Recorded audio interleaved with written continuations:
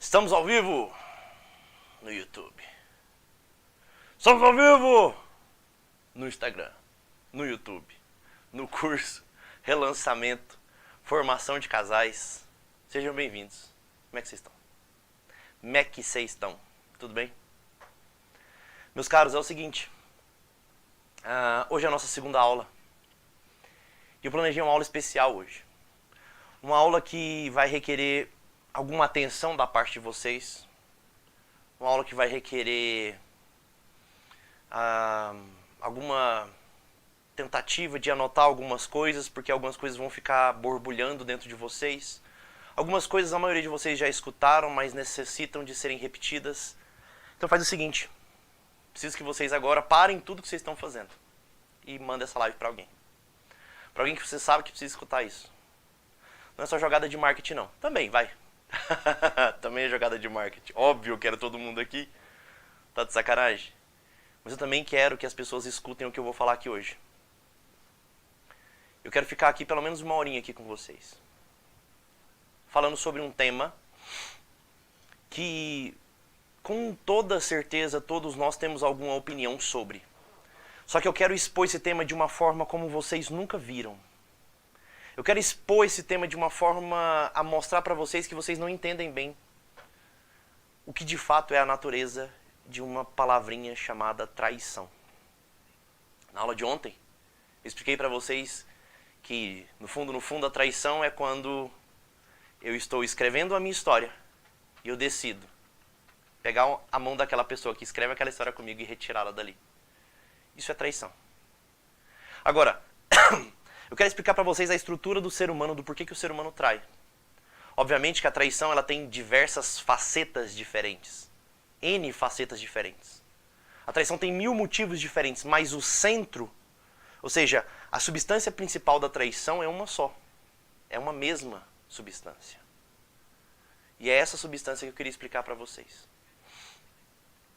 Antes da gente falar sobre traição, eu queria explicar para vocês um pouquinho sobre a natureza do ser humano. O ser humano, ele constitui-se basicamente de 3 conteúdos, de 3 estruturas bem formadas. A primeira é chamada corpo, a segunda é chamada alma e a terceira é chamada espírito. E é fácil da gente entender isso aqui. Eu vou fazer uma explicação bem simplista. É claro que a explicação ela é muito mais densa do que isso, mas eu vou fazer uma explicação simplista para vocês pegarem. Corpo é aquilo que a gente tem de palpável, de matéria, fisiológico. Sim ou não? Corpo é isso aqui que a gente pega. São os nossos hormônios, são o nosso imaginário. É aquilo que a gente tem de mais baixo. Espírito é aquilo que a gente tem de mais alto, é o sopro da criação.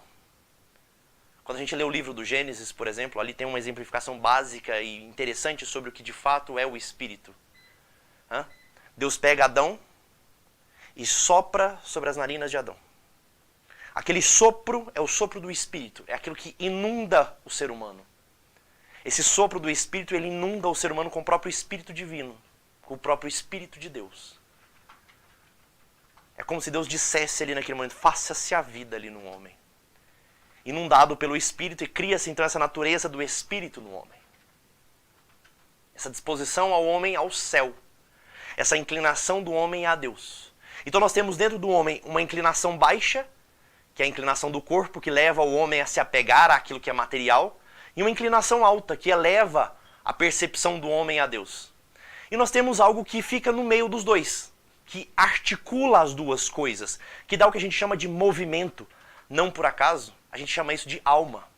Alma, ou do latim animus. Animus significa movimento. É a alma do negócio, ou seja, é o movimento que dá àquele negócio. É aquilo que move aquele negócio. Alma é aquilo que dá movimento ao ser. Ora, articulado por uma percepção mais eterna, mais espiritual, ora articulada por uma percepção mais baixa, mais corporal, mais indigna talvez. O ser humano é exatamente esta criatura que está entre o céu e a terra. O ser humano é exatamente essa criatura que está entre ser um grande santo e ser um grande crápula. Que está entre ser elevado ao mais alto dos céus e está entre ser rebaixado ao mais profundo dos infernos. O ser humano é essa criatura que fica aqui neste meio termo. Ele é meio bicho e meio anjo. Esse é o homem. Esse é o homem. E acontece o seguinte, eu preciso descrever isso daqui para vocês entenderem do que é que eu estou falando. Dentro dessa natureza do homem, quando a gente fala da natureza do corpo, nós precisamos criar uma percepção de uma coisa aqui chamada caráter. O que é o caráter? Caráter é tudo aquilo que fica mais ou menos organizado no meu imaginário, na minha memória processada. Caráter são os valores que eu adquiro na minha infância. Caráter são os movimentos celestes que constituíram o meu ser. Caráter é toda uma formação moral, uma formação cultural. Caráter é tudo aquilo que vai ser acrescentado a mim enquanto eu ainda sou uma pequena criatura. Quando eu ainda estou no ventre da mãe, quando eu acabo de nascer, 1 ano, 2 anos, 5 anos, 7 anos. Até mais ou menos os 7 anos de idade o nosso caráter é formado. E até mais ou menos os 14 anos o nosso caráter ele é lapidado. Eu gosto de usar um exemplo para explicar melhor isso. Imaginem uma espécie de... Uma espécie não. Imaginem concretamente uma árvore. Um grande carvalho. Esta árvore que nós estamos olhando para ela, o que é o nosso caráter? O nosso caráter é aquilo que nasce primeiro. É o tronco da árvore. Esse tronco é o nosso caráter. Quando esse tronco ele é bem formado, ou seja, eu tenho uma infância bem ordenada, pais e mães juntos, um casamento disposto à felicidade dos filhos, uma boa educação, uma educação voltada com princípios, com valores, com religião, com um imaginário bem formado. Eu leio boas coisas, eu assisto boas coisas, boas músicas. O meu caráter vai ser um bom caráter. Contudo, se na minha infância é uma infância destruída, um pai desatento, uma mãe desatenta, um casamento desconexo dos dois, eu assisto coisas ruins, eu ouço coisas ruins, eu lido diariamente com coisas ruins, o que vai acontecendo? Este caráter que vai sendo formado um caráter ruim. E aí é o que a gente chama de mau caráter. Acontece que nos tempos de hoje, nós temos a mania, a péssima mania, de definir o ser humano só por esse péssimo caráter. Ele é mau caráter, ele não tem solução. Vocês não entenderam nada ainda. Não entenderam nada ainda. Eu estou falando da árvore. Sim ou não? O tronco, para quem já viu uma árvore crescendo, o tronco cresce só até determinada época da vida. Depois o tronco para de crescer. Ele muda, ele engrossa um pouco, muda um pouco a forma, mas ele cresce até quando? Até os 7 anos. E ele se molda até quando? Até os 14 anos. Depois disso, o que é que faz com que a árvore seja de fato árvore? É quando os galhos vão se formando cada vez mais. Esses galhos vão formando galhos ainda menores. Esses galhos menores vão dando folhas. E essas folhas vão aparecendo os frutos. Esta copa dessa árvore que vai aparecendo diante da gente é o que nós chamamos de personalidade. É o que nós chamamos de personalidade. A personalidade é exatamente aquilo que subjuga o caráter. Muitos de vocês, muito provavelmente, são mau caráteres mesmo, meus caros. Eu gostaria de me acusar aqui. Eu sou mau caráter. Não por uma falta de esforço dos meus pais. Mas, infelizmente, a minha geração, e provavelmente a geração de vocês, foi uma geração que foi criada, por exemplo, com excesso de pornografia. Eu assisti minha pornografia a minha infância toda. Acho que a partir dos 11 anos eu já assistia pornografia. Dava meu jeito. Comecei com revista de mulher pelada com os coleguinhas da escola. A gente se reunia para ver essas coisas, era horrível. Enfim, assistia filmes ruins, ouvia músicas ruins, não tinha acesso a uma boa literatura. Os meus pais, apesar de terem alguma consciência disso, não tinham exatamente a metodologia concreta para fazer com que eu me tornasse um bom caráter. Então, de alguma maneira, o meu caráter foi meio ruim. Meio ruim. E precisava que, então, a minha personalidade se formasse depois. E ela se formasse num estado em que ela conseguisse subjugar aquele caráter. Apesar de um tronco feio, a copa da árvore era maravilhosa. E ela escondia, entre aspas, escondia aquele caráter. Ou seja, ela tomava a frente daquele caráter. Tudo bem até aqui? Entenderam o que é personalidade? Sim ou não? Beleza? Tá. Guardem essa informação. Expliquei para vocês o que é corpo, alma e espírito. Expliquei para vocês que dentro da natureza do corpo a gente forma um caráter, dentro da natureza do espírito a gente forma uma personalidade. Essas duas naturezas principais. Tudo bem? Tá bom. Prestem atenção agora. Já vocês vão entender onde é que eu vou chegar. O ser humano, assim como ele é corpo, alma e espírito, significa também que a forma do ser humano de amar também passa por essas três naturezas.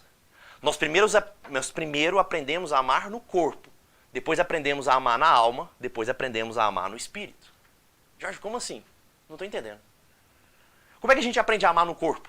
Esse é o primeiro movimento que existe. A partir de uma coisa chamada desejo. O que é desejo? A gente gosta de chamar desejo com outra palavrinha. Então uma palavrinha que o pessoal adora chama-se admiração. Ah, eu tenho admiração por ela. Mentira, fala a verdade. É desejo sexual, só que a gente gosta de enfeitar a coisa. É desejo de estar junto do outro. É gostoso de estar junto daquela pessoa. Nem sempre é um desejo sexual mesmo. Eu falo brincando assim, mas nem sempre é um desejo sexual. Às vezes é um desejo de estar diante daquela pessoa que você admira. Diante daquela pessoa que você admira. É gostoso estar ao lado daquela pessoa. Prestem atenção uma coisa que eu vou explicar aqui para vocês. O desejo, ele é inconsciente. Eu vou martelar isso 1000 vezes na cabecinha de vocês para vocês entenderem isso. O desejo, ele é inconsciente. Como assim, Jorge? Significa que eu não escolho quem eu vou desejar. O desejo, ele é iniciado dentro de um lugarzinho na nossa cabeça chamada imaginário. Imaginário é uma memória processada. Jorge, você está falando umas palavras difíceis. Tá, vou explicar. Fácil de vocês entenderem. Pensa num carro. Pensa num carro aí agora. Pensaram ou não? Sim. Vocês pensaram num Fusca? Não, provavelmente não. E numa Ferrari? Pensaram numa Ferrari? Não. Ou seja, apesar de vocês não terem pensado nem num Fusca nem numa Ferrari, tanto o Fusca quanto a Ferrari são carros. E o pensamento que você teve na sua cabeça se adequaria nesses dois carros também, sim ou não? Você pensou uma coisa meio abstrata. Ah, é uma coisa com volante, com rodas, uma estrutura, uma carcaça. Mas você não pensou num carro, especificamente num carro. Isso é o que a gente chama de imaginário. É uma memória meio abstrata, uma memória meio solta. Entenderam? No nosso imaginário tem um monte de informações. Informações que a gente adquiriu aonde? Na nossa infância. O nosso imaginário, ele está dentro do nosso caráter, dentro da formação do nosso caráter. O nosso imaginário, ele está dentro da natureza do corpo. Por isso do desejo, ele está relacionado com o corpo. Que memórias são no nosso imaginário? Bom, já viram isso, que tem homem que deseja loira? Tem homem que prefere morena. Tem homens que gostam das altas, alguns gostam das baixinhas. Alguns gostam de uma mais petuda, uma mais bunduda. Mas todos gostam de mulher. Sim ou não? Ah, Jorge, nem todos. Tá. Vocês entenderam o que eu estou falando. Eu já sei dessa parte. Vocês entenderam o que eu estou falando aqui. O que faz um homem desejar mais uma loira ou mais uma morena? O que faz ele mudar? O que faz ele querer uma coisa e não outra? O imaginário dele. Ao longo da infância, aquilo foi sendo abastecido. A gente sabe exatamente como acontece isso? Não. Vou dar um exemplo. Às vezes um cara ele foi cuidado na infância por uma mulher loira. Uma babá, sei lá. Alguma coisa do tipo, ou a tia ou a mãe.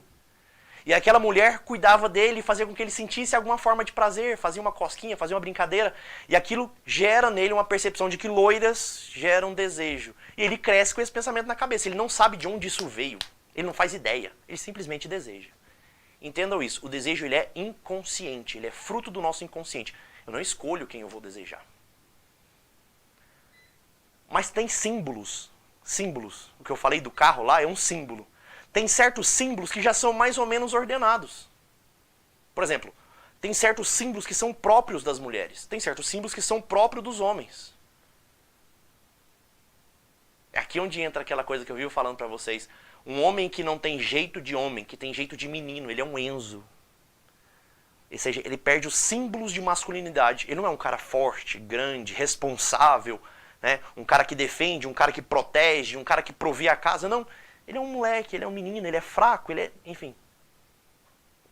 Isso faz com que os símbolos fiquem alterados e a mulher perde o desejo. Mesma coisa da mulher. A mulher é uma mulher quando começa a namorar com um homem. Claro. Ela é gentil, ela é doce, ela é meiga. Ela se cuida, se maqueia, arruma o cabelo, fica toda bela. E aí ele vê nela uma mulher. Ele se apaixona. Ele tem desejo por ela. Esse é o primeiro estágio, lembra de eu falar? Esse é o primeiro estágio, o desejo. Quando eu estou desejando, é bom estar junto daquela pessoa. Como é bom estar junto daquela pessoa, eu começo a fazer um segundo movimento. Eu começo a servir aquela pessoa. Isso aqui é muito fácil de vocês entenderem. Muito, muito, muito, muito fácil. Já estiveram diante de uma pessoa que você admira muito? Sei lá. Fui num curso do Ítalo. Aí tinha um monte de gente lá que admira muito o Ítalo. Aí o Ítalo fala assim, nossa, queria um café. Todo mundo quer pegar um café pro Ítalo. Todo mundo quer servir ele de alguma maneira. Por quê? Porque tem uma admiração por ele. Entende o que eu estou falando? Ou seja, quando há esse desejo, essa estrutura do desejo, eu começo conscientemente, a servir essa pessoa. E quanto mais eu sirvo essa pessoa, quanto mais eu me entrego a ela, quanto mais, de alguma maneira, eu sou útil a essa pessoa, mais eu começo a amá-la. Ah, Jorge, então eu não tenho que amar para servir? É o contrário, é. É servindo que eu aprendo a amar. Então eu começo a amar aquela pessoa de tanto servi-la. Como é que é isso? Pensa no seu casamento, vai. Tava lá você e seu maridão, vocês se conheceram. Você era mulher jeitosinha, toda bonita. E ele, um homão. Ele era o bonitão da escola. Ele era forte, parrudo às vezes. Ou era um cara que tinha lábia, conversava muito e atraía atenção. Era um homem. E você se atrai por aquilo, ele se atrai por você, tem desejo. E vocês começam a servir um ao outro. Manda bom dia, manda boa noite, pergunta como é que tá, pergunta se tá precisando de alguma coisa, leva pra jantar, leva pra assistir um filme. Faz um carinho, faz um aconchego. Sim ou não? E nesses atos constantes de serviço, vocês vão aprendendo, de serviço e de carinho, é a mesma coisa. Vocês vão aprendendo a amar um ao outro. Um amor com A minúsculo aqui. Não é amor de verdade ainda, é um amorzinho. Um amor com A minúsculo. É claro, se eu continuo esse movimento do servir e se entregar, eu alcanço um outro patamar.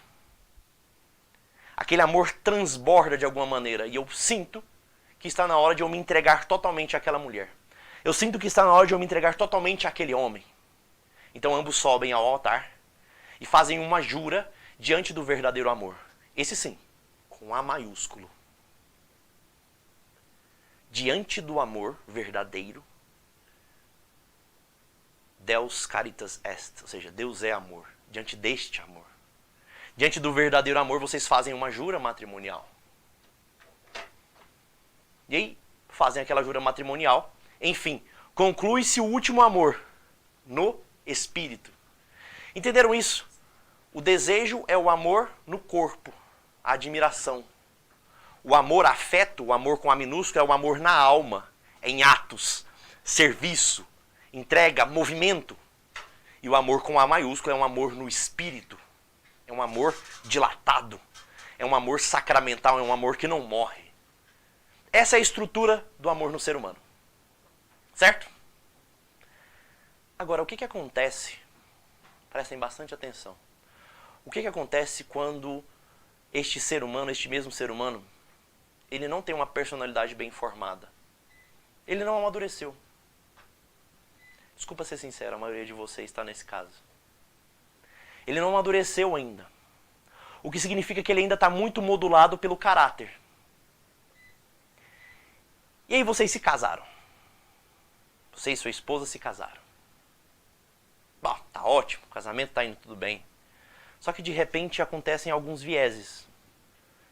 Aquele mesmo processo de construção começa a aparecer um processo de desconstrução. Começa lá do desejo. Como que começa lá do desejo? Acabei de falar. Os símbolos se pervertem. Antes o homem, a mulher olhava e via um homem. Bom, agora ele é preguiçoso, ele fica no sofá o dia todo, ele não trabalha direito. Ele fica jogando videogame, ele só usa bermuda, chinelo. Ele não provê a casa como deveria.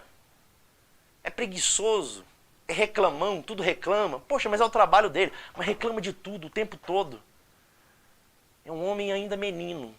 E aquele homem que ela achou que tinha um homem ao lado dela, ela começa a mudar o olhar. Inconscientemente. Inconscientemente. E aí o que acontece com o desejo dela? Brocha. Com o homem é a mesma coisa. Ele começa a olhar para a mulher e a mulher cada vez menos feminina. Cada vez mais Carlão. Cada vez mais empoderada. É aquela mulher chata, que manda, quer tudo do jeito dela, faz isso, faz aquilo, tira isso, tira aquilo, não sei o que, tá bom? Ah, Jorge, mas é porque eu fui obrigada a ser Carlão. Eu sei, a maioria de vocês foram mesmo. A maioria das mulheres foram obrigadas porque o cara era muito imaturo. Muito moleque. É a verdade. Mas fala a verdade, vocês também foram criadas assim. Vocês foram criadas ouvindo da mãe de vocês: minha filha, trabalha muito pra você nunca depender de homem. Senão você tá lascada na sua vida. Você cresce escutando que você tem que ter as suas coisas, o seu dinheiro, fazer as coisas do seu jeito. Só esqueceram de te falar que fazer desse jeito faz um casamento dar errado. O que acontece? Aquele marido imaturo, Enzo, folgado, acaba te pressionando e você vira uma mulher macho. E aí o homem olha para aquela mulher e não vê mais uma mulher. Ele olha para aquela mulher e agora ele vê uma Carlão, um general. Levanta a mão aí, quem está me assistindo. Quem de vocês tem um general dentro de casa? Pode acusar aí, ela vai dar risada do seu lado. Levanta a mão, fala: eu tenho uma general dentro de casa. O Marcos está aqui. Eu tenho. Roberta vai te bater. Sensacional. Vai, fala aí. Levanta a mãozinha aí. Quem tem uma Carlão dentro de casa? É, eu sei, meus caros. O que acontece? Você deixa de ver uma mulher. Você começa a ver uma general, um homem. O desejo vai se desconstruindo para os dois. E aí vocês caminham para o passo seguinte. Se não tem mais desejo, já não é mais tão gostoso ficar ao lado do outro. Às vezes a mulher tá frígida, a mulher não quer sexo, o homem quer sexo demais, é folgado, é brincalhão demais, é moleque demais. Enfim, vai se perdendo a relação sexual, você já não tem mais sexo no casamento, ou quando tem o sexo, é um sexo desconexo da realidade. Outra coisa que faz isso aqui piorar muito, pornografia. A pornografia, ela perverte os símbolos. O cara, ele quer uma mulher, mas ele quer uma mulher que ele assiste lá. E, cara, a tua mulher nunca vai ser aquilo. Aquilo lá não existe, aquilo não é de verdade. Mas ele assiste tanto aquela pornografia que ele começa a querer aqueles movimentos. É óbvio que aquilo não vai dar certo. Vocês entendem o que é a desconstrução do desejo? E você para de desejar a sua mulher, você para de desejar o seu marido, e vocês caminham para o passo seguinte. Lembra que o desejo, ele se inclinava ao amor-afeto, que era servir? O que acontece? Vocês param de servir um ao outro. Param de servir um ao outro. Já não tem mais bom dia, boa noite, como é que você tá, eu te amo, que saudade. Já não tem mais isso. Não tem eu queria estar do seu lado, vamos sair para jantar, vamos assistir um filme. Não tem mais isso. Agora é só faz isso, faz aquilo, faz você, faz não sei o quê. Vocês começam a parar com os atos de servir. Que é, presta atenção, essa frase que eu vou falar aqui, isso aqui precisa ecoar na cabeça de vocês. O ato do servir, o ato de servir, é a concretude do amor. É a materialidade do amor. O ato de servir é a materialidade do amor. Vocês deixam de servir e substituem isso por uma outra coisa, pela força antagônica do amor. A força antagônica do amor chama-se egoísmo. Eu não quero fazer pelo outro, agora eu quero fazer por mim mesmo. Eu mereço ser feliz. Eu mereço ser feliz. Essa pessoa não me faz mais feliz. Ela não se importa comigo. Eu vou me importar comigo primeiro. Eu tenho amor próprio. Isso é egoísmo, meu cara. Não existe essa porra de amor próprio. Você está olhando só pro teu umbigo. Ah, mas e a autoestima? Só se estima a si mesmo quando se estima com destino ao outro. Eu vou cuidar de mim pelo outro. Eu vou ser um ser humano melhor pelo outro. Se você quer ser um ser humano melhor por si mesmo, deixa eu te falar uma coisa, você já está muito perdido. Você já está morto por dentro. Narcisista. Narcisista. É isso que tu é. Apaixonado por si mesmo. Tu olha o teu reflexo na água e fala: eu mereço a mim mesmo. Eu quero me apaixonar por mim. Eu vou cuidar de mim. Agora quem merece felicidade sou eu. Eu vou atrás da minha própria felicidade. Só que casamento não foi feito para isso. Desculpas, mas se você está aqui para buscar a própria felicidade, então você não deveria ter se casado. Mas já aconteceu. Você escolheu isso lá atrás. Você se decidiu por isso. Agora cumpra com o teu dever. O casamento foi feito para nos direcionar à felicidade. Mas o teu marido te fazendo feliz e você fazendo ele feliz. Presta atenção uma coisa. Presta atenção nisso que eu vou falar aqui pra vocês. Isso aqui é muito sério. Vocês começam a perder. Eu falei, o servir é a materialidade do amor. Qual que é a materialidade? Qual é a materialidade do egoísmo? A traição. Vocês começam a trair um ao outro todos os dias. Como assim, Jorge? Não, também não é assim. Não? É assim quando você começa a esconder as coisas do seu marido. Você faz umas comprinhas e fala, não vou falar nada pra ele não. Eu não tenho que dar satisfação. Você conversa com conversinha mole, com carinha do seu trabalho e fala, não vou falar nada. Foda-se ele. Você começa a dar mole pra tua secretária e fala, não vou falar nada da minha mulher não. Ela não tem que saber disso. Tu fica curtindo foto no Instagram dos outros, foto de bunda, foto de peito, fica fazendo papelão de moleque. Não vou falar nada pra minha mulher não, ela não tem nada com isso não. Essa é a minha vida, essa é a minha privacidade. É nessa hora que vocês começam a botar senha no celular. Se já tem conta separada é o pior. Mas se não tem, é nessa hora que você começa a esconder as contas um do outro. Vocês começam a atrair um ao outro todo dia. Vou falar de novo. O servir é a materialidade do amor. A materialidade do egoísmo chama-se traição. Vocês começam a atrair um ao outro todos os dias. Dia após dia. Em pequenos atos. Pequenos atos de traição diários. Diários. Vocês vão destruindo um ao outro. O que acontece? Aquele desejo já tinha morrido. Agora quem morre? O afeto. O amor também morre. O amor com A minúsculo. E aí o que acontece? Essa traição pequena fica só esperando uma oportunidade. A traição sexual, ela é uma arma de fogo disparada contra o outro. A intenção é de matar o outro. Jorge, mas eu não queria fazer mal na minha esposa, eu não queria fazer mal ao meu marido. É um crime doloso. Você assumiu o risco de destruir com a biografia da tua esposa. Você assumiu o risco de destruir com a biografia do teu marido. Você assumiu esse risco. É uma arma de fogo disparada. Quem dispara a arma de fogo? Quem traiu. De quem que é a culpa da traição? De quem traiu. Mas quem que municiou essa arma? Vocês dois. Enquanto vocês não admitirem isso, não tem como a gente dar um passo adiante. Quem municiou essa arma? Os dois. Ambos.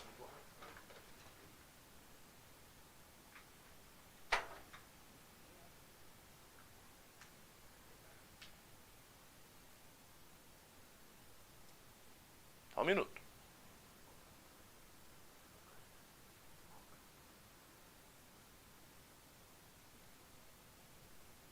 Aí. Voltemos. Quem municiou a arma? Vocês dois. Vocês dois municiaram a arma. Quem trai? Quem puxa o gatilho. Mas quem colocou a bala na arma foram os dois. É isso que eu quero que vocês se atentem. Se vocês não conseguirem admitir isso, vocês não conseguem caminhar para o processo de restauração e reconstrução após traição. Não vão conseguir. Estão entendendo? Vocês estão me vendo? Pronto.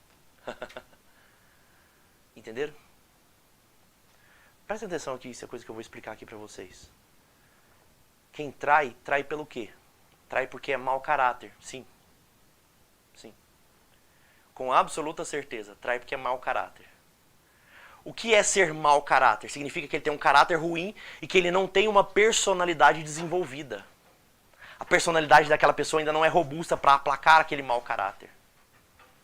Ou seja, qual que é o grande motivo das traições? Imaturidade. Jorge, quem ama trai? Trai. É por isso que na jura matrimonial a gente separa as três coisas. prometo amar-te, respeitar-te e ser fiel. O que é respeitar? Dar ao outro aquilo que lhe é de direito. É um ato que descende da justiça. Isso é respeitar ao outro.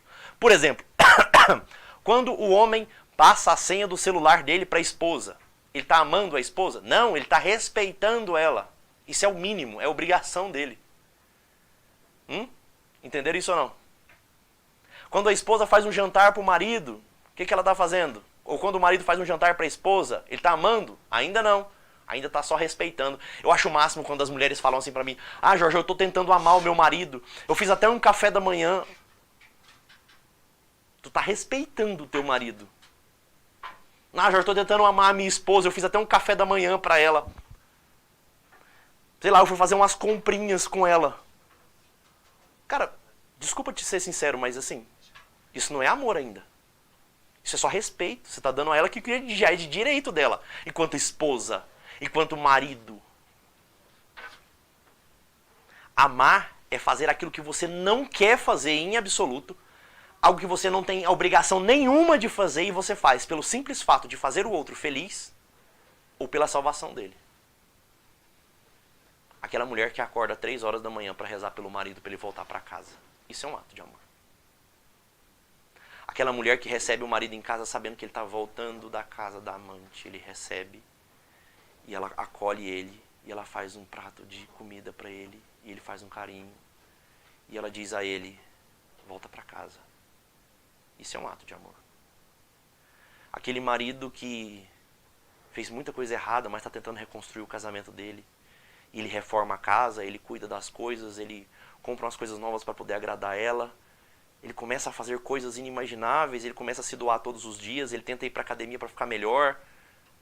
Esse marido está se doando, esse marido está amando. Entende isso que eu estou falando? Esse é o verdadeiro ato de amor.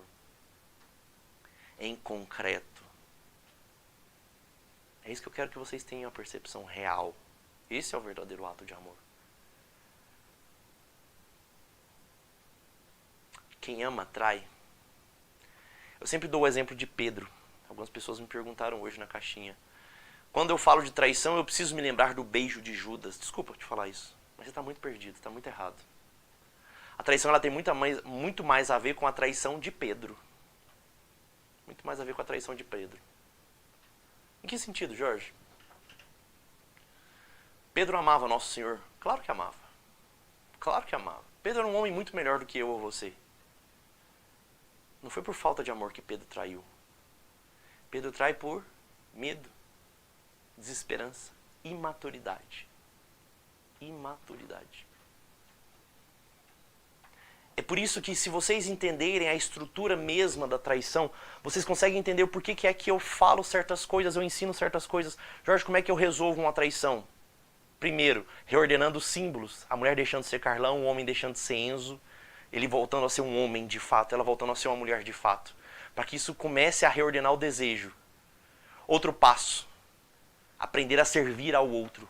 Mesmo que o outro queira sair de casa. Não, eu não quero mais, eu não quero mais esse relacionamento. Não, não, não. É assim que a gente vence a traição. Nós não pagamos egoísmo com egoísmo. Nós não pagamos traição com traição. Não. Paga-se traição com amor. Esse é o amor que constrange. Quando o amor se encontra com o egoísmo, a primeira coisa que ele vai fazer é causar raiva. É aquela esposa que começa a cuidar do marido do dia para a noite e o marido começa a sentir raiva. Porque ele quer ir embora de casa. Ele já não aguenta mais aquele casamento. Ele quer desistir daquilo, ele traiu porque ele queria trair mesmo. Ele fala, não, eu não te amo mais, eu quero ir embora. E o que acontece? O que acontece? Presta atenção aqui. Presta atenção aqui. Você continua insistindo. Continua amando.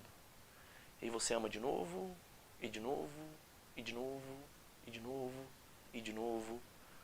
Até que aquele homem indisposto ao amor, aquele homem que só queria saber viver de egoísmo, e de traições, ele começa a ficar com vergonha. Ele fala, não é possível que alguém me ame dessa maneira. Não é possível que alguém veja isso em mim se nem eu mesmo vejo. Presta atenção aqui. Presta atenção aqui que eu vou falar isso para vocês. Ele começa a ser constrangido pelo movimento do amor. É nessa hora onde o amor começa a fazer sentido na cabeça dele. E fazendo sentido na cabeça dele, ele começa a entender o que de fato é o amor. Ele vai permitindo que aquilo entre nele. E aí é onde acontece a mudança. Ela vai permitindo que o amor entre nela. E aí é onde acontece a mudança. Acontece que eu não consigo provar isso para vocês.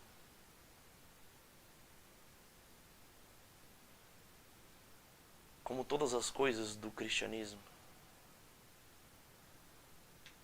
o movimento do amor, que é o movimento do próprio Cristo, é um movimento em que eu posso dizer só assim: vinde e vede, venha ver. No fundo, o que é que eu consigo entregar para vocês? Consigo entregar o meu testemunho de vida. Consigo dizer para vocês que esse movimento aconteceu na minha vida. E na vida de milhares de casais que eu acompanho. Eu vi isso acontecer muitas vezes no consultório. Muitas vezes. Os meus alunos me mandam relatos diários. Jorge, está dando certo. Eles estão voltando para casa. Os maridos estão voltando para casa. As esposas estão voltando.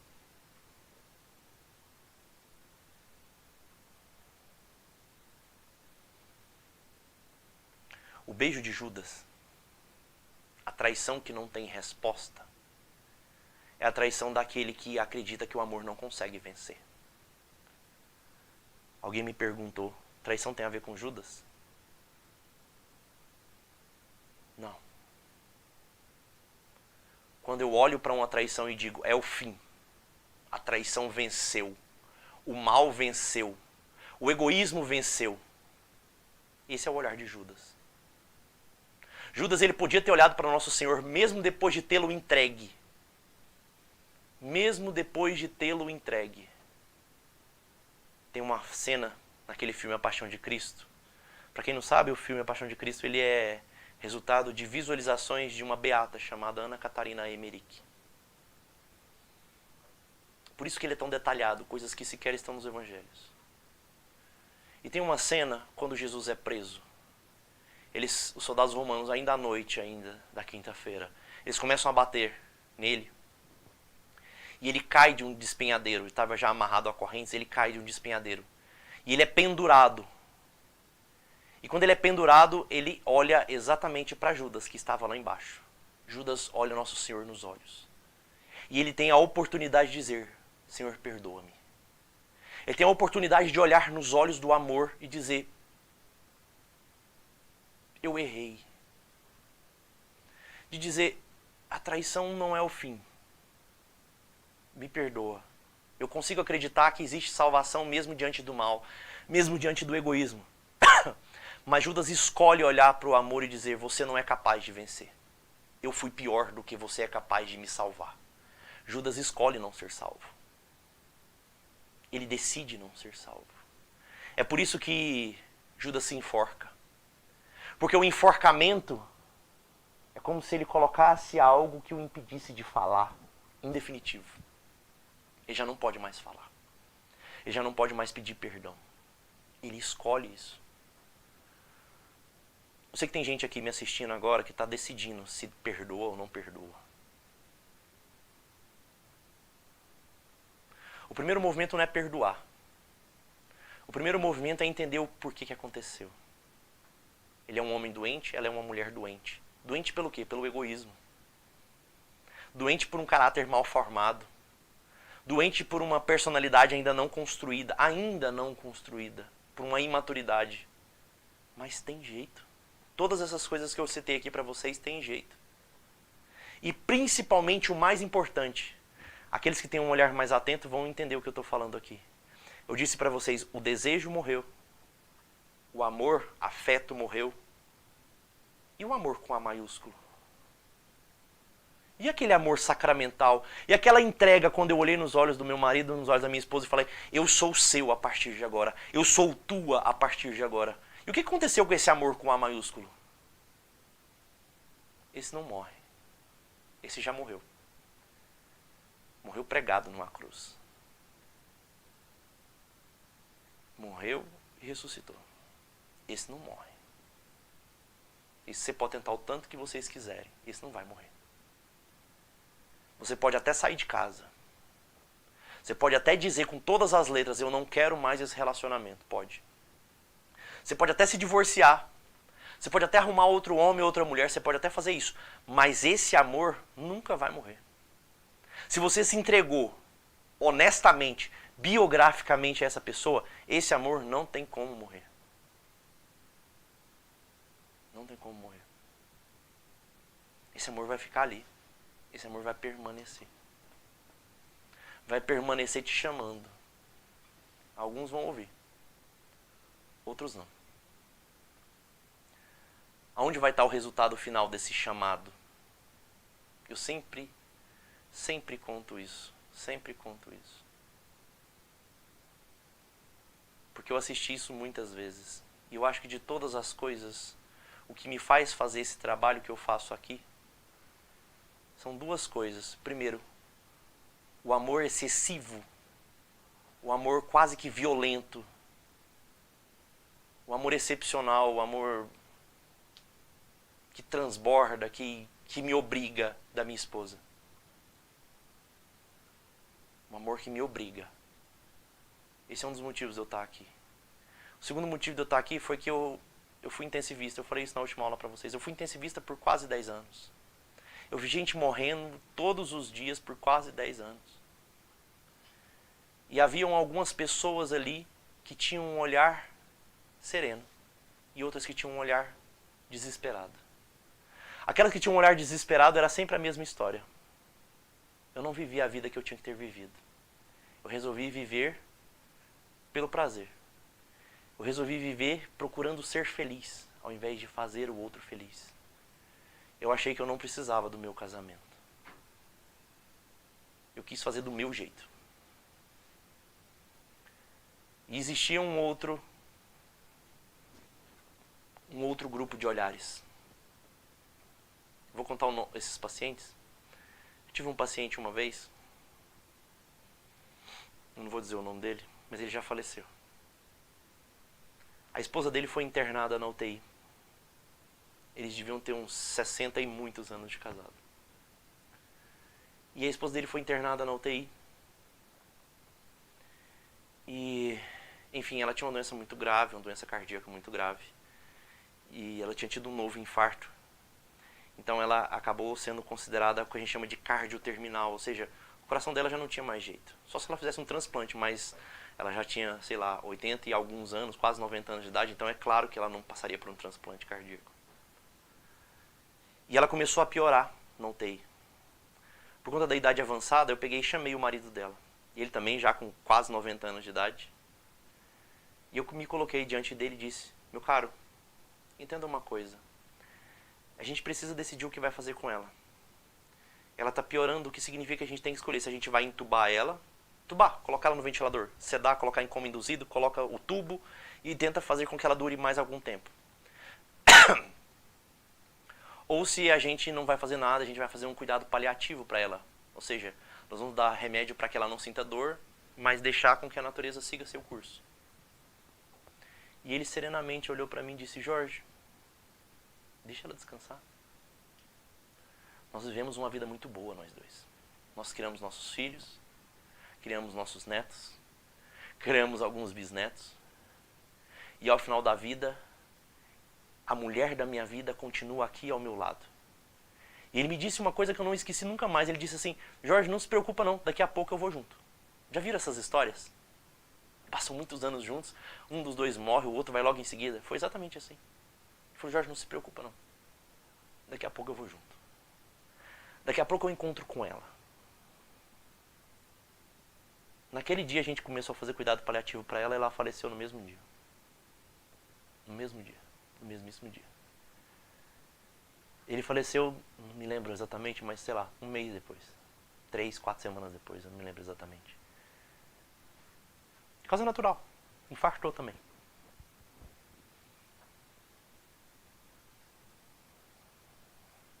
Eu queria tanto que vocês entendessem isso. Por mais difícil que seja hoje, chegar ao final de uma vida e olhar para trás e falar, eu venci. Hoje, quando eu abri a caixinha sobre traição, um monte de gente me mandou mensagem. A melhor coisa que aconteceu na minha vida foi a traição do meu marido. A melhor coisa que aconteceu na minha vida foi a traição da minha esposa, porque ela me abriu os olhos para provar que eu estava sendo um puto de um egoísta.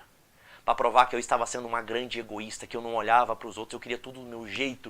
Eu estava fazendo tudo errado e era preciso que Deus permitisse aquela traição. Às vezes esse é o caminho que Deus permite mesmo. Tem jeito. Há esperança. E a esperança está toda no amor. Só que a gente ainda não sabe amar. É isso que eu quero ensinar para vocês. Todos, cada um de nós é capaz de amar. Mas a gente precisa de um passo a passo. A gente precisa aprender uma forma concreta do amor. Não é tão fácil quanto parece. Amar pressupõe um monte de coisinhas, um monte de detalhes. Todo amor começa num sim, se constrói numa história e se finda numa cruz. Se conclui numa cruz. Todo amor, todo e qualquer amor vai ser sempre assim. Essa história em concreto do amor vai ser sempre essa. Ele sempre vai começar num sim. Ele vai ser forjado numa história e vai se concluir numa cruz. E essa cruz é exatamente o instrumento que vai elevar aos envolvidos ao céu. Essa é a história da vida de vocês. Bem-vindos à vida humana. Bem-vindos à vida real. Para de colocar a traição como a coisa mais dolorosa e destruidora da vida, que não sei o que. Tá. Já entendi. Já entendi. Não há força maior do que o amor. Não cometam o erro de Judas. De olhar para o amor e achar que ele não é capaz de vencer. Ele é. Ele é sim. Ele é sim. Podem ter certeza. Se o amor foi capaz de vencer o meu egoísmo, o de vocês é fichinha, pode crer. O de vocês é fichinha. Jorge, eu consigo amar o meu marido a ponto de vencer o egoísmo dele? Consegue. Jorge, eu consigo amar a minha esposa a ponto de vencer o egoísmo dela? Consegue. Mas não é fácil, não é prazeroso, leva tempo, gasta esforço, doação, meses, às vezes anos.